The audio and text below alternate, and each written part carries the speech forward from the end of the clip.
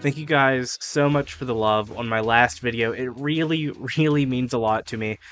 But the fun does not stop there, because today we will be diving into the Forgotten Mountain Monsters spinoff, Alaska Monsters.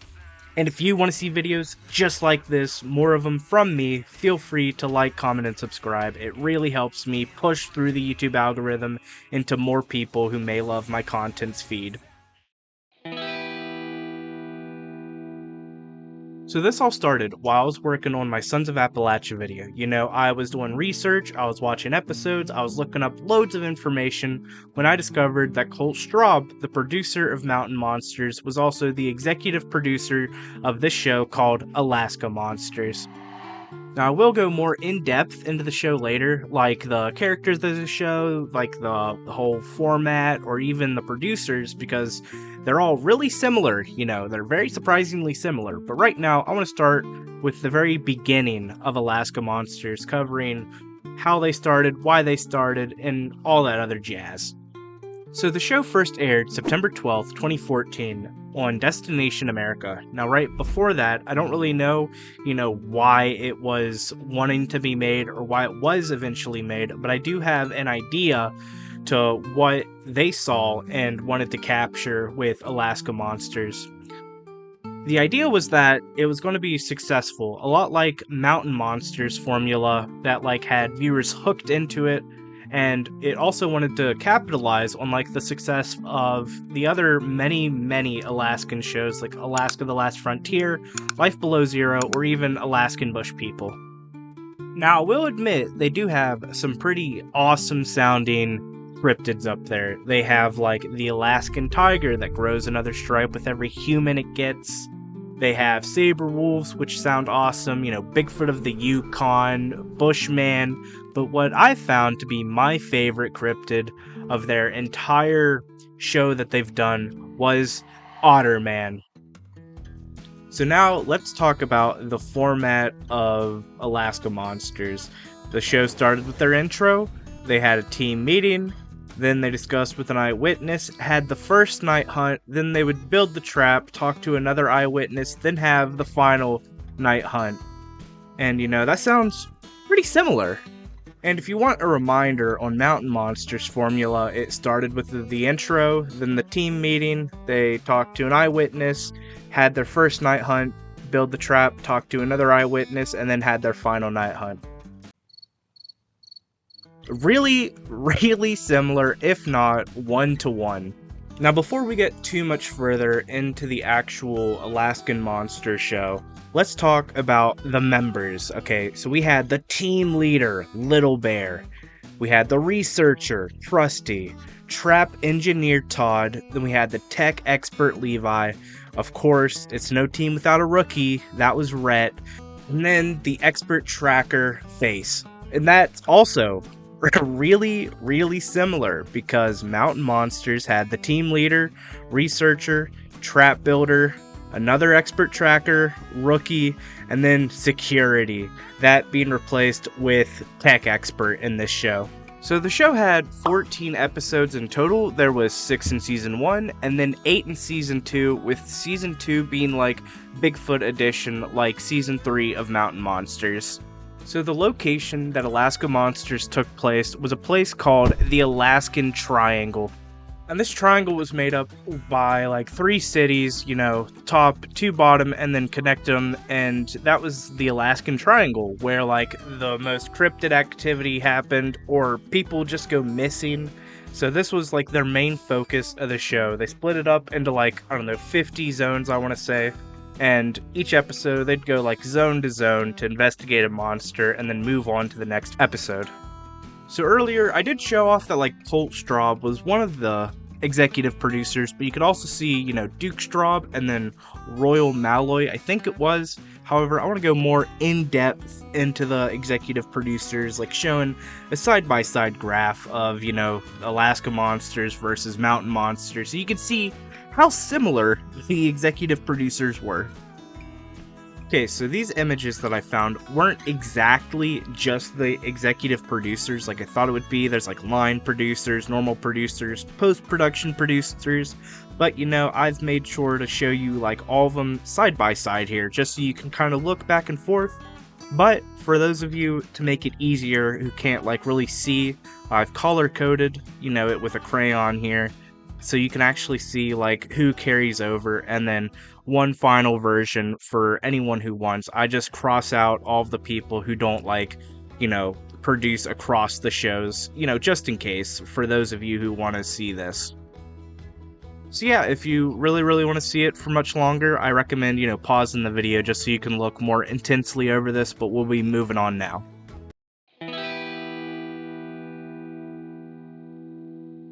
To start off the demise of Alaska Monsters, I would like to go over sort of the public opinion of the actual show, because unlike Mountain Monsters, people didn't really sit with it too well. They didn't really care for it as much as Mountain Monster fans care for their show, and we'll just go over a couple of like the noticeable, reviews on their IMDb page about Alaska Monsters. So right off the back, after reading some of these user reviews, there's a lot of hate. Some calling out the fact how like you can tell how it's like super fake, or just how stupid the hunting these creatures were, or even the fact that they're copying Mountain Monsters. But I would like to point out some of the good reviews. Like this dude here, it's all about fun.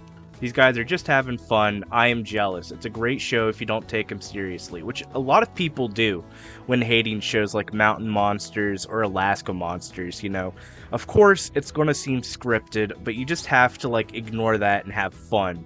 It's not going to be realistic or all reality.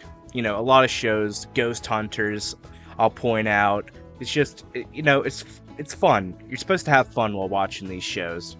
And a lot of people just don't seem to do that. But we will look at some of these, more negative reviews. Like this dude just calling it a very stupid program for kids under 10 years. Like, okay, this guy's questioning, if the show is fake or real, which, I mean, I guess. But, like, I don't know. That's not really a review.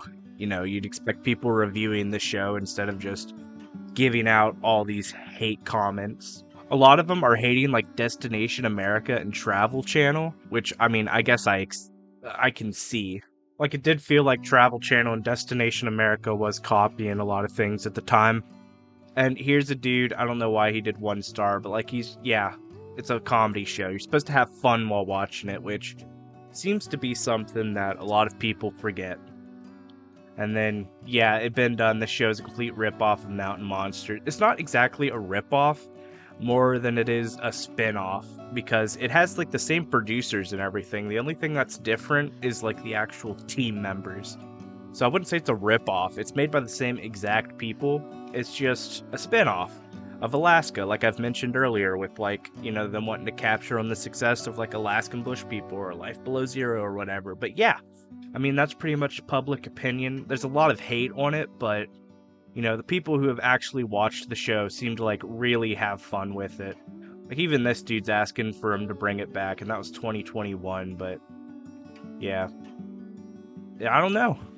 A lot of hate these days, and it sucks to see. You can't have fun anymore, I guess. But yeah, pretty much in like late 2015, it was never renewed for season 3, and I mean, no one ever really talked about it, in the actual company. No one's like, oh yeah, we canceled the show because like we didn't like making it anymore or anything. I mean, you can guess sort of why they would have canceled it. They had like in 2015, they had huge success in like wrestling.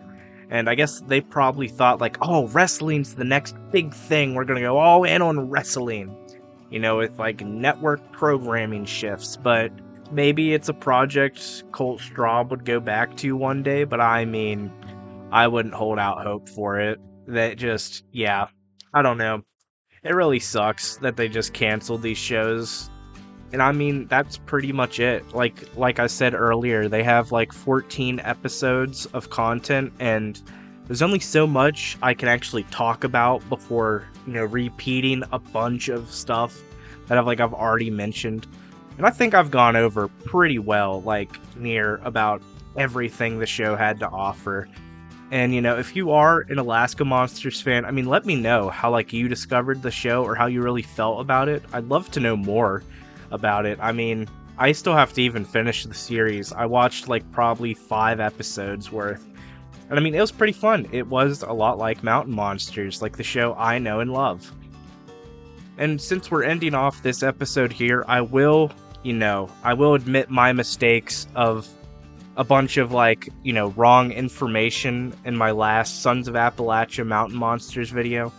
I really didn't put a lot of effort into getting things right. I knew a lot of the information was wrong. Like I said, it was a barbed wire fence instead of an electric fence. I knew that because I was watching the episode while recording that section. It's just, I didn't care enough to go back and fix it, which, I've obviously, made sure not to do with this. I think I mentioned, I've double-checked all of my information for this video, so it's a lot more correct. But yeah, I am so sorry for anything I got wrong in the last video, and that will not be something I deal with from now on. And if you are a Mountain Monsters fan, waiting for more Sons of Appalachia videos, and you've already seen every Mountain Monsters episode, I highly recommend, just giving Alaska Monsters a watch. It's only 14 episodes total. It's not very long. I will leave a link for it. It's actually streaming on Tubi completely free. You do not need an account or anything for it. So I'll leave a link for that down in the description. And if you watched all the way through and used Discord, I invite you to join the Sons of Appalachia fan server. I've added 2 new roles for anyone who just likes cryptids or even is a fan of Alaska Monsters. That's new in the server. I've also added a bunch of channels, and there's actual people talking in there now, so we can all interact with each other and just nerd out on these cryptid legends. And yeah, if you really enjoyed this episode, I welcome you to leave a like and a comment letting me know how I did, anything I can improve on, or anything I did great on. And especially subscribe. You guys did my last video so good, it blew my mind. This might be a reality of me doing this potentially forever in the future. And I have some great ideas. I've written down a lot of your guys' ideas into a book here, and I'll get started working on some new videos. It will take me some time. I want to aim for 1 video a week easily, but I could sometimes do 2 videos a week if I really grind it out. These videos do take a little bit of time, but not too much time. It's just something I can work on. Also, I put a lot of time into actually commentating instead of that monotoneness of my last video. I cannot listen to it now without me thinking hey guys, if you were a child like me, I can't stand it. It drives me crazy listening to myself speak like that. So I've put a lot of effort into, improving that for this video. And yeah, I really, really appreciate you guys watching, and I will see you in the next video. Goodbye.